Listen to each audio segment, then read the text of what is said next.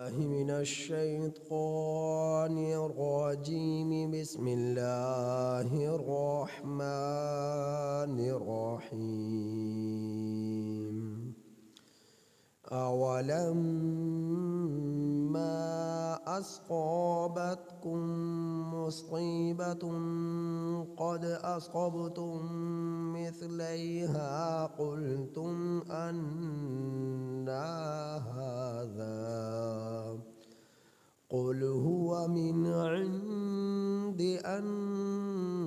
أنفسكم إن الله على كل شيء قدير وما أصابكم يوم التقى الجمعان فبإذن الله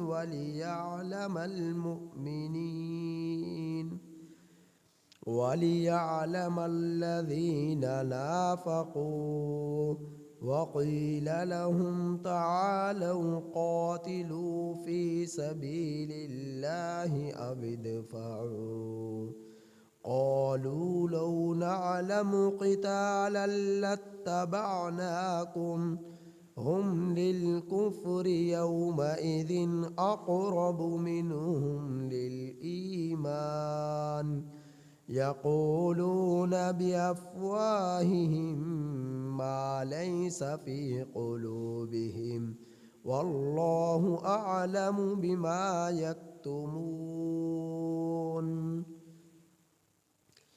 یہ سورہ آل عمران کی آیت نمبر 165 تا 167 آپ حضرات کے سامنے تلاوت۔ یہ سورہ آل عمران کی آیت نمبر 165 تا 167 تک آپ حضرات کے سامنے تلاوت۔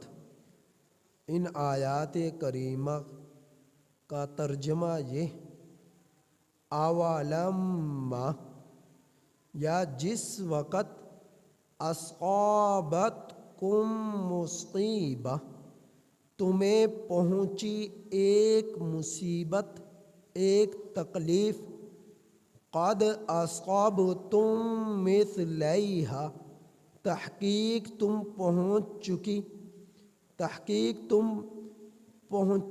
تمہیں پہنچ چکی اس جیسی دو مصیبتیں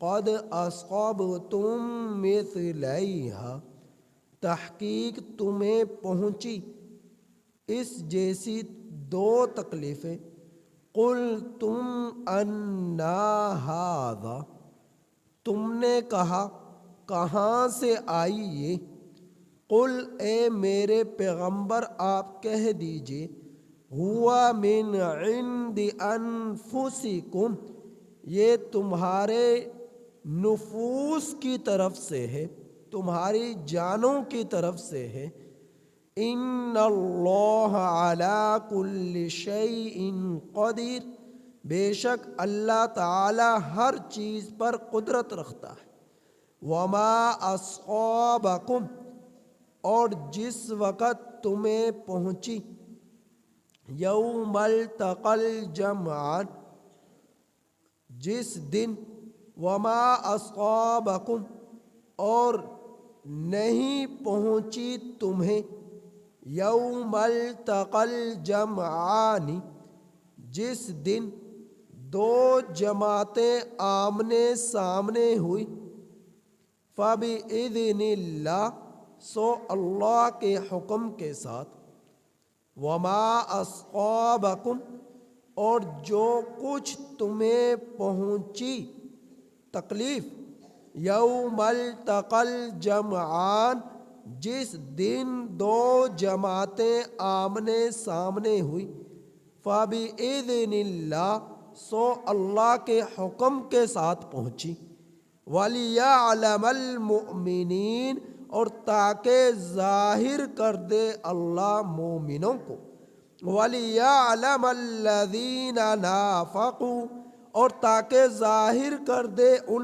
لوگوں کو جو منافق ہیں، وقیل لہم اور کہا گیا ان منافقوں کو، تعالو تم لوگ آؤ، قاتلو لڑو، فی سبیل اللہ اللہ کے راستے میں، او ادفعوا یا دفع کرو، قالو ان لوگوں نے کہا، لو نعلم قتالا اگر ہم جانتے لڑنا، لاتبعناکم تو البتہ ہم تمہاری ضرور پیروی کرتے، ہم للکفر یہ بسبب کفر کے تھا، یومئذ اس دن یہ کفر کی بنا پر تھا، اس دن اقرب منہم زیادہ قریب تھے یہ لوگ، کفر کے اس دن اقرب زیادہ قریب تھے یہ لوگ، کفر کے اس دن اقرب زیادہ قریب تھے، منہم بنسبت للایمان ایمان والوں کے، یقولون بافواہہم یہ لوگ اپنے منہوں سے وہ باتیں کہتے، ما لیس فی قلوبہم جو ان کے دل میں نہ ہوتا، واللہ اعلم اور اللہ خوب جانتا ہے ان کاموں کو، ان باتوں کو، بما یکتمون جنہیں یہ چھپاتے ہیں۔ اس آیت کریمہ، ان آیات کریمہ سے پہلے آپ حضرات نبی کریم صلی اللہ علیہ وسلم کا کل جہان کے لیے، کل کائنات کے لیے احسان اور پیغمبری ہونے کے بارے میں سن چکے، بیان ہوا کہ اللہ کے رسول صلی اللہ علیہ وسلم کی نبوت، آپ صلی اللہ علیہ وسلم کی پیغمبری، نبی کریم صلی اللہ علیہ وسلم کی بعثت، یہ احسان ہے انسانوں پر بھی، جنات پر بھی، ملائکہ پر بھی، شجر پر بھی، حجر پر بھی، زمین والوں پر بھی، آسمان والوں پر بھی، مشرق والوں پر بھی، مغرب والوں پر بھی، شمال والوں پر بھی، جنوب والوں پر بھی، زمینی مخلوق پر بھی، آسمانی مخلوق پر بھی، سمندری مخلوق پر بھی، ہواؤں پر بھی، ہر چیز پر کے لیے اللہ رب العزت کا نبی کریم صلی اللہ علیہ وسلم کی تشریف آوری کی بنا پر اللہ تعالیٰ کا احسان ہے، اور آپ تمام مخلوقات پر، کل جہان کے لیے، کل کائنات کے لیے۔ تو آگے پھر احسان مند ہونے کو ظاہر فرما کر، وضاحت فرما کر، اللہ رب العزت نے نبی کریم صلی اللہ علیہ وسلم کے ذمے جو کام تھے ان کا بیان فرمایا پچھلی آیت کریمہ میں۔ وہ کام کیا تھے کہ اللہ کے رسول صلی اللہ علیہ وسلم تشریف لائے تو آپ صلی اللہ علیہ وسلم لوگوں پر اللہ کی آیات کی تلاوت کرتے، پڑھ کر قرآن سناتے، اور قرآن کے ذریعے لوگوں کا تزکیہ کرتے، تزکیہ نفس کرتے، نفس کو پاک کرتے۔ یہ دوسرا کام ہے۔ پہلا کام قرآن کریم کی تلاوت کرنا، اور اس کے اولین مخاطب عربی لوگ ہیں، اور عرب کے لوگ قرآن کریم کو سنتے فوراً سمجھ جاتے، لیکن بہت سارے آیات ایسی بھی تھی جنہیں اللہ کے رسول صلی اللہ علیہ وسلم نے سمجھایا تو وہ سمجھے۔ مثال کے طور پر ایک آیت، من یعمل سوءا یجزا بہ، کہ جو شخص بھی برا عمل کرے گا اس کو اس کی سزا ملے گی، اس کو اس کی سزا دی جائے گی، بدلہ دیا جائے گا۔ حضرت ابو بکر صدیق رضی اللہ تعالی عنہ کو پتہ چلا تو گھبرا گئے، پریشان ہو گئے، اور فرمانے لگے، اے اللہ کے رسول صلی اللہ علیہ وسلم، ہم میں سے کون ہے کہ جس سے کوئی برا عمل نہیں ہوا، جس سے کوئی گناہ نہیں ہوا؟ ہم میں سے کون ہے اگر گناہوں سے محفوظ ہے، گناہوں سے معصوم ہے، اگر خطا غلطی کسی سے نہیں ہوتی تو وہ پیغمبر ہیں، وہ رسول ہیں، وہ نبی ہیں یا فرشتے ہیں، ان سے نہیں ہوتی۔ تو اے اللہ کے رسول صلی اللہ علیہ وسلم، ہم سے تو کتنی خطائیں ہو چکی، کتنی برائیاں ہو چکی، کتنا اپنے رب کی نافرمانی ہو چکی، تو اس کا مطلب ہے کہ ہم میں سے کوئی بھی اللہ کے عذاب سے بچ نہیں سکتا۔ تو اللہ رب العزت کے پیغمبر محمد مصطفیٰ صلی اللہ علیہ وسلم نے ارشاد فرمایا کہ جو تم اس کا مطلب سمجھے ہو یہ مطلب نہیں ہے۔ مطلب اس کا یہ ہے کہ دنیا کے اندر اگر تم سے خطا ہو جائے تو خطا ہونے کی بنا پر تم یہ تو دیکھو کہ کتنی تمہارے اوپر غم آتے ہیں، پریشانیاں آتی ہیں، دکھ پہنچتے ہیں، تکلیف پہنچتی ہیں، تو اللہ رب العزت یہ عذاب ضرور نہیں کہ قبر میں ملے گا، آخرت میں ملے گا، جہنم کی صورت میں نہیں۔ تو ایمان والوں سے جو تکلیفیں تم لوگوں کو دنیا میں پہنچتی ہیں، کسی کو کانٹا چبھ گیا، کسی کو زخم لگ گیا، کسی کے جو ہے چوری ہو گئی، کسی کا حادثہ ہو گیا، کسی کی گاڑی کا نقصان ہو گیا، کسی کے کاروبار میں نقصان ہو گیا، کسی کے جو ہے کوئی چیز جو ہے اس سے چھپ گئی، کسی نے چرا لی، تو غرض یہ اس کی طبیعت پر کوئی چیز بوجھ پڑے، اس کو دل کو تکلیف پہنچے، چاہے کانٹا چبھنے سے، چاہے سر میں درد ہونے سے، چاہے پیٹ میں درد ہونے سے، چاہے جسم میں تکلیف ہونے سے، تمہیں جو بھی تکلیف پہنچتی ہے، ہر تکلیف کے بدلے میں اللہ تمہارا گناہ معاف کر دیتا ہے، یہاں تک کہ جب موت آئے گی اس وقت تم گناہوں سے پاک صاف ہو چکے ہوگے، گناہوں سے پاک صاف ہو چکے ہوگے۔ تو یہ مطلب ہے من یعمل سوءا یجزی بہ، کہ جو بھی برا عمل کرے گا اس کو اس کی سزا ملے گی، بدلہ دیا جائے گا۔ تو تم سے جو خطائیں ہو جاتی ہیں اس کے بدلے میں تمہیں جو تکلیفیں دنیا کے اندر پہنچتی ہیں وہی تمہارے گناہوں کا بدلہ بن جاتا ہے، وہی تمہارے گناہوں کا بدلہ مل جاتا ہے تمہارے تکلیف پہنچنے کی صورت میں، تمہیں تکلیف پہنچنے کی صورت میں۔ حضرت عائشہ صدیقہ رضی اللہ تعالیٰ عنہ نبی کریم صلی اللہ علیہ وسلم کی حدیث بیان فرمائی کہ اے اللہ کے رسول صلی اللہ علیہ وسلم، آپ نے فرمایا کہ جس سے صاف صاف حساب لے لیا گیا وہ اللہ کے عذاب میں عذبا، اسے عذاب دے دیا گیا، وہ عذاب میں پڑ گیا۔ تو پھر اس کا جبکہ قرآن کریم میں اللہ تعالیٰ فرما رہے فسوف یحاسب حسابا یسیرا، کہ اللہ رب العزت آسان حساب لیں گے۔ یہ کس سے لیں گے؟ ایمان والوں سے، مومنوں سے آسان حساب لیں گے۔ جبکہ دوسرے جگہ پر آپ کا فرمان یہ ہے کہ جس سے حساب لے لیا گیا اس زیبا وہ عذاب میں پڑ گیا۔ تو اللہ کے رسول صلی اللہ علیہ وسلم نے ارشاد فرمایا کہ مومن جو ہے ان لوگوں کا حساب جو ہے اللہ کے سامنے سرسری نظر سے پیش ہو جانا، یہ صاف پورا حساب نہیں ہے۔ پورا حساب کا مطلب یہ ہے کہ اس کے ایک نقل و حرکت کے بارے میں سخت قسم کا حساب، اس کی پوری زندگی کا حساب جس سے لے لیا گیا، سمجھ لو وہ اللہ کے عذاب میں پڑ گیا، وہ پھنس گیا۔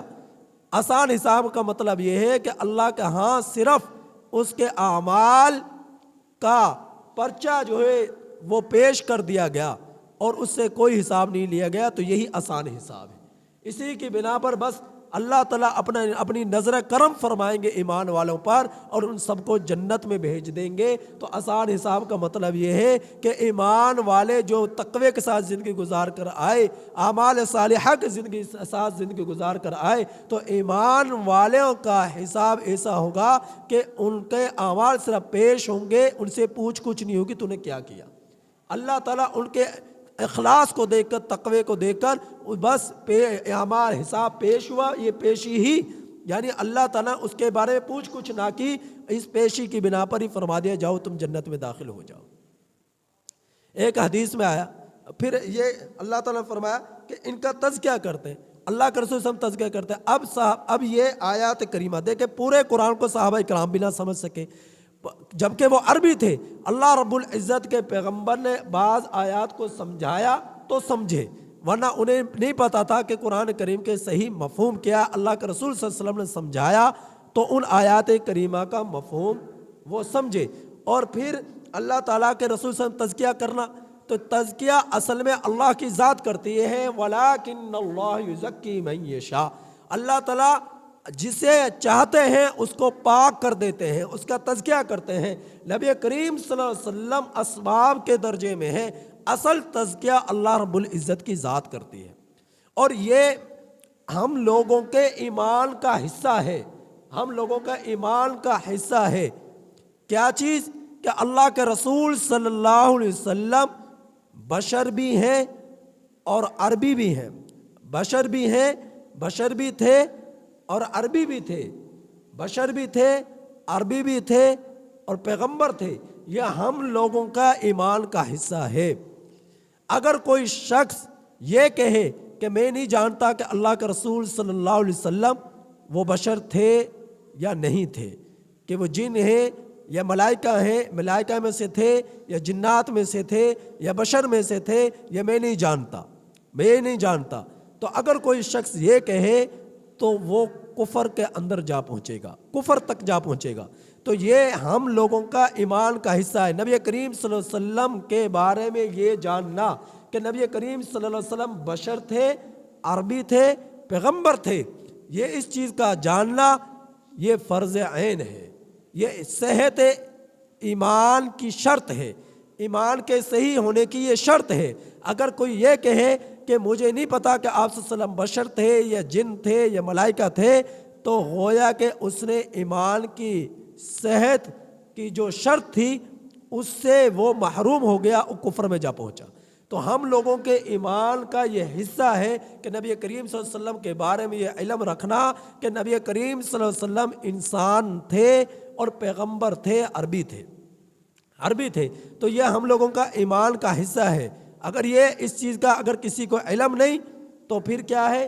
اس کے ایمان اس کے اندر باقی نہیں رہے گا، کفر تک وہ جا پہنچے گا۔ تو اللہ کے رسول صلی اللہ علیہ وسلم بشر تھے، یعنی انسان تھے، عربی تھے، اللہ کے پیغمبر تھے، اور اللہ رب العزت نے آپ کو قرآن کا علم دیا، آپ لوگوں کو قرآن کی تعلیم دیتے اور قرآن کے ذریعے لوگوں کا تزکیہ کرتے، جو کہ آپ کے سبب کے درجے میں تھے، جو کہ حقیقتاً وَلَٰكِنَّ اللَّهَ يُزَكِّي مَن يَشَاءُ، اللہ رب العزت کی ذات تزکیہ کرنے والی ہے، اللہ رب العزت کی ذات دلوں کو صاف کرنے والی ہے۔ اب تزکیہ کس چیز کا؟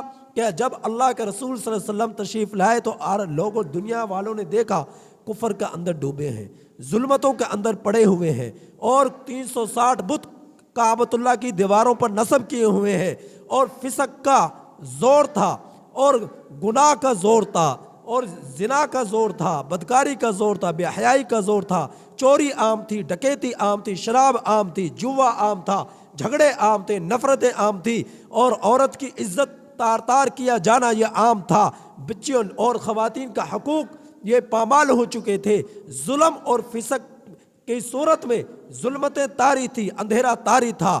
تو اللہ کا رسول صلی اللہ علیہ وسلم تشریف لائے تو اللہ رب العزت کے پیغمبر نے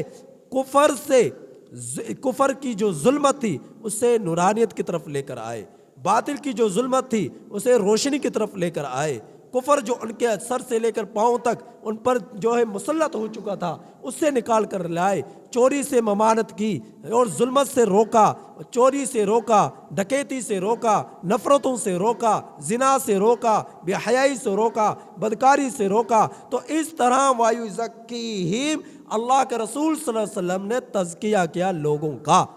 جب اللہ کے رسول صلی اللہ علیہ وسلم نے لوگوں کو ان چیزوں سے روکا تو اللہ رب العزت نے لوگوں کے دلوں کو بالکل صاف شفاف اور پاکیزہ کر دیا۔ پھر آگے فرمایا وَيُعَلِّمُهُمُ الْكِتَابَ، تیسرا کام اللہ کے رسول صلی اللہ علیہ وسلم کے یہ تھا کہ قرآن کی کتاب کی تعلیم دیتے۔ ایک شخص قرآن کی ایک آیت پڑھتا ہے اور دوسرا شخص 100 نوافل پڑھتا ہے۔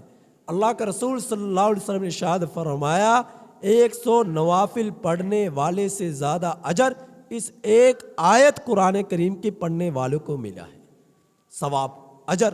ایک آیت قرآن کریم کی پڑھے اور دوسری سمت 100 نوافل دوسرا شخص پڑھے تو اس 100 نوافل پڑھنے والے کو وہ ثواب نہیں ملے گا جس کو ایک آیت قرآن کریم کی تلاوت کرنے کا ثواب ملے گا۔ اور فرمایا ایک شخص 1000 نوافل پڑھے اور ایک شخص قرآن کریم کی ایک آیت سیکھے یا سکھائے تو 1000 نوافل پڑھنے والے کو وہ ثواب نہیں ملے گا جو ایک آیت قرآن کریم کی سیکھنے والا ہے، جو اس کو اجر ثواب ملے گا۔ سردیوں میں راتیں بڑی ہوتی ہیں، 1000 نوافل آرام سے ایک شخص پڑھ سکتا ہے سردیوں کی راتوں میں۔ تو فرمایا کہ ایک طرف پوری رات کھڑے ہو کر 1000 نوافل وہ پڑھ رہا ہے اور ایک شخص صرف قرآن کریم کے ایک آیت سیکھتا ہے یا سکھاتا ہے، تو اللہ رب العزت اس ایک آیت سیکھنے والے کو اجر اتنا عطا فرمائے گا کہ جتنا کا اجر اور ثواب اس شخص کو نہیں ملے گا جو 1000 نوافل پڑھنے والا ہے۔ اس قدر قرآن کریم کی تعلیم حاصل کرنے کا ثواب ہے، قرآن کریم کی تعلیم جو ہے حاصل کرنے کا ثواب ہے، اس پر اجر ہے، ثواب ہے۔ اور فرمایا چوتھا کام اللہ کے رسول صلی اللہ علیہ وسلم کا والحکمہ، حکمت۔ بعض حضرات نے فرمایا حکمت سے مراد نبی کریم صلی اللہ علیہ وسلم کی حدیث ہے، بعض حضرات نے فرمایا کہ حکمت سے مراد نبی کریم صلی اللہ علیہ وسلم کی سنت ہے، تو اس میں اختلاف ہوا، لیکن حکمت سے مراد سنت اور حدیث دونوں ایک ہی چیز ہے، دونوں ایک ہی چیز ہے۔ بعض نے فرمایا حدیث وہ کہ جو نبی کریم صلی اللہ علیہ وسلم نے زبان مبارک سے بیان فرمائی، اور سنت سے مراد وہ جو اللہ کے رسول صلی اللہ علیہ وسلم نے خود زندگی میں عملاً کیے کام، وہ ہیں سنت۔ اور حدیث وہ جو اللہ کے رسول صلی اللہ علیہ وسلم نے زبان مبارک سے کلمات ارشاد فرمائے اور جو ہے لوگوں کے سامنے باتیں عرض کی، وہ کیا حدیث۔ جبکہ اس بات پر اقوال کو جمع کرنے کے بعد متفقہ طور پر اس بات پر سب کا اتفاق ہے فقہاء کرام کا کہ حدیث اور سنت دونوں ایک ہی چیز ہے۔ تو اب معلوم یہ ہوا حکمت سے مراد سنت بھی ہے، حدیث بھی ہے، کہ اللہ کا رسول صلی اللہ علیہ وسلم کا دنیا میں تشریف آوری آنے کا مقصد چوتھا یہ تھا کہ آپ صلی اللہ علیہ وسلم سنت کی تعلیم دیں، حدیث کی تعلیم دیں، دونوں ایک ہی چیز ہے۔ مثال کے طور پر کہ حضرت نبی کریم صلی اللہ علیہ وسلم کا ایک فرمان کہ جس شخص کے دل کے اندر رائی کے دانے کے برابر بھی تکبر ہوگا وہ شخص جنت میں داخل نہیں ہوگا۔ حضرت ابو بکر صدیق رضی اللہ تعالیٰ عنہ پریشان ہو گئے، حضرات صحابہ اکرام پریشان ہو گئے، فرمانے لگے اے اللہ کے رسول صلی اللہ علیہ وسلم، ہم میں سے کون ہے جس کے اندر تکبر نہیں، ذرا بھر بھی تکبر نہیں؟ ہم میں سے کون ہے جو اس چیز کو پسند نہیں کرتا میں اچھا لباس پہنوں؟ ہم میں سے کون ہے جو اس چیز کو پسند نہیں کرتا کہ اچھی پگڑی پہنوں؟ ہم میں سے کون ہے جو اس چیز کو پسند نہیں کرتا کہ اچھے قیمتی جوتے پہنوں؟ ہم میں سے کون ہے جو اس چیز کو پسند نہیں کرتا کہ اچھی سواری اس کے پاس ہو، اچھا مکان اس کے پاس ہو، اچھا گھر اس کے پاس ہو؟ تو اے اللہ کا رسول صلی اللہ علیہ وسلم، ہم میں سے تو کوئی بھی ایسا نہیں جو تکبر سے خالی ہو۔ تو اللہ کا رسول صلی اللہ علیہ وسلم نے ارشاد فرمایا یہ تکبر نہیں جو تم سمجھے ہو، یہ تکبر نہیں جو تم سمجھے ہو۔ تکبر یہ چیزیں تو اچھی ہیں، اگر اللہ تعالیٰ کسی کو نعمت دی ہے، اس کے پاس وسائل ہیں کہ وہ اچھا کپڑا پہن سکتا ہے تو وہ پہنے، اگر کسی کے پاس وسائل ہیں کہ وہ اچھی پگڑی پہن سکتا ہے تو اچھی پگڑی پہنے، قیمتی پگڑی پہنے، اگر کسی کے پاس وسائل ہے کہ قیمتی جوتے پہن سکتا ہے تو وہ پہنے۔ ہاں، وسائل ہونے کے باوجود پھٹے پرانے کپڑے پہنے، وسائل کے ہونے کے باوجود پرانے جوتے پہنے، وسائل کے باوجود پرانی پگڑی پہنے، کیوں؟ جبکہ اللہ کے اس کے پاس نعمتوں کی بھرمار ہے، لیکن لوگوں کے سامنے اس طرح وہ زندگی گزار رہا ہے کہ اس سے بڑا کوئی محتاج اور ضرورت مند نہیں ہے۔ تو یہ اللہ کی نعمتوں کی ناشکری ہے، اس پر اللہ کی نعمتوں کی ناشکری ہے۔ تمہارے پاس اگر وسائل ہے، مال ہے، اچھے کپڑے پہنے کو کوئی پکڑ نہیں، اچھے جوتے پہنے کو کوئی مطالبہ نہیں، کوئی پکڑ نہیں، کچھ گرفت نہیں، اچھی پگڑی پہنو کچھ گرفت نہیں۔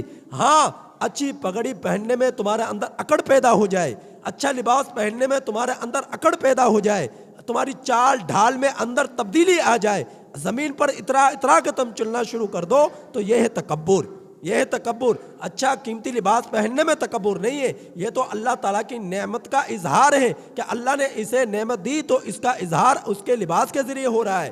اسے اللہ تعالیٰ نے نعمت دی مال کی صورت میں، اس نے اپنا اچھی قیمتی پگڑی کو پہنا، یہ اظہار ہے اللہ کی نعمت کا۔ اللہ تعالیٰ نے اسے مال دیا، مال کی کثرت دی، اس نے قیمتی جوتے پہنے، یہ اللہ کی نعمت کا اظہار ہے۔ اگر اس کے پاس مال کے ہونے کے باوجود، وسائل کے ہونے کے باوجود پھر بھی وہ فقیر بنا رہے، پھر بھی وہ غربت کو ظاہر کرے، تو یہ اللہ کی نعمت کی ناشکری ہے۔ تکبر یہ ہے کہ بیٹا اپنے باپ سے کہے کوئی اسی اچھی بات کو کہ ابا جان یہ غلط ہے، کوئی غلط کام کرتا ہوئے دیکھا، باپ کہ اچھا تو اولاد ہو کر مجھے سکھاتا ہے، تو یہ کیا ہے؟ تکبر ہے۔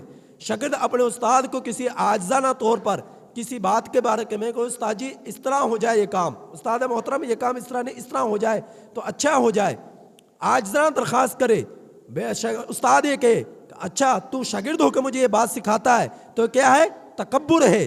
یہ تو کیا ہے؟ تکبر ہے۔ مالک اپنے کسی ملازم کی بات کو اپنے بڑا پن ہونے کی بنا پر کسی چیز پہ ڈانٹے تو یہ کیا ہے؟ تکبر ہے۔ تو دل کے اندر ریا رکھنا، بڑا پن محسوس کرنا، اپنے آپ کو بڑا سمجھنا، غریب کو غریب سمجھنا اور سمجھے کہ یہ تو حقیر قسم کے لوگ ہیں، اور مالدار طبقہ وہ اپنے آپ کو سمجھے کہ ہم اچھے لوگ ہیں، تو یہ کیا ہے؟ یہ تکبر ہے۔ تو اپنے آپ کو بڑا پن محسوس کرانا لوگوں میں، یہ ہے تکبر۔